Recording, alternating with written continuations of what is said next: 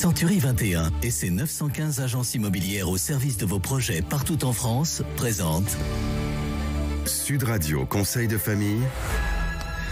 Bonsoir Stéphane Moller. Bonsoir Philippe Rossi. Vous êtes associé au sein du cabinet VIA, Stéphane, et nous retrouvons chaque soir pour parler finances, immobilier, droit de la famille, en fait pour parler de gestion de patrimoine.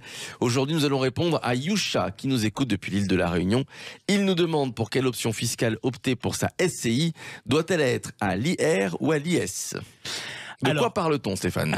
Alors, avant d'évoquer la fiscalité de la société civile immobilière, rappelons d'abord ce que c'est. Il s'agit d'une personne morale, c'est-à-dire une société permettant à plusieurs personnes d'être propriétaires de biens immobiliers et d'en assurer ensemble la gestion.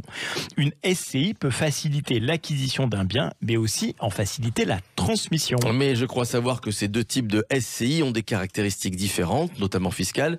Alors, quels sont les avantages et les inconvénients de chacun des types de SCI ? Alors, le principal avantage d'une SCI soumise à l'IS, donc à l'impôt sur les sociétés, réside dans son régime d'amortissement qui va permettre de diminuer très sensiblement la fiscalité des revenus de la SCI dans un premier temps.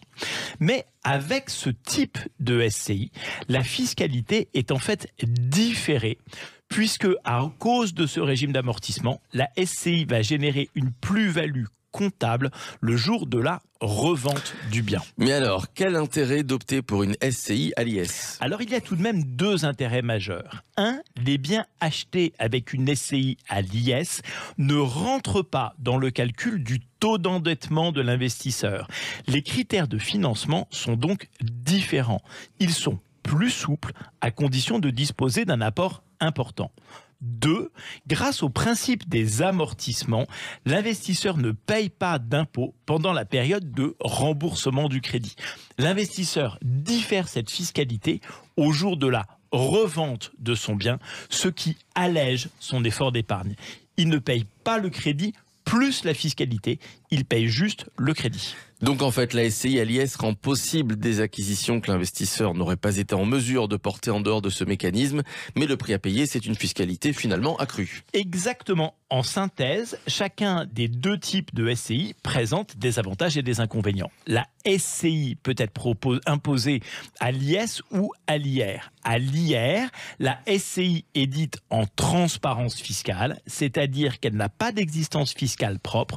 Tous ces revenus sont directement taxés comme un revenu supplémentaire pour l'ensemble des associés de la SCI. À l'IS, à l'impôt sur les sociétés, la SCI a sa propre existence fiscale. Les revenus distribués par la SCI sont donc taxés 2 fois et parfois 3 fois. 1. À l'IS dans la société. 2. Les dividendes seront taxés sur les revenus des actionnaires. 3. Si les biens ont été comptablement amortis, ils seront à nouveau taxés sur un régime de plus-value lors de la revente par la SCI. Il faut donc bien réfléchir avant d'opter pour le régime des SCI à l'IS. Merci, passionnant. Merci à Yusha pour cette question. Et si comme lui, vous avez des questions, vous pouvez prendre contact avec les équipes de VIA. Conseil de famille à retrouver en podcast sur notre site sudradio.fr. Et puis toutes vos questions, évidemment, sur le site de Conseil de famille, conseil-de-famille.com. C'était Sud Radio Conseil de famille. avec Century 21 et ses 915 agences immobilières au service de vos projets partout en France.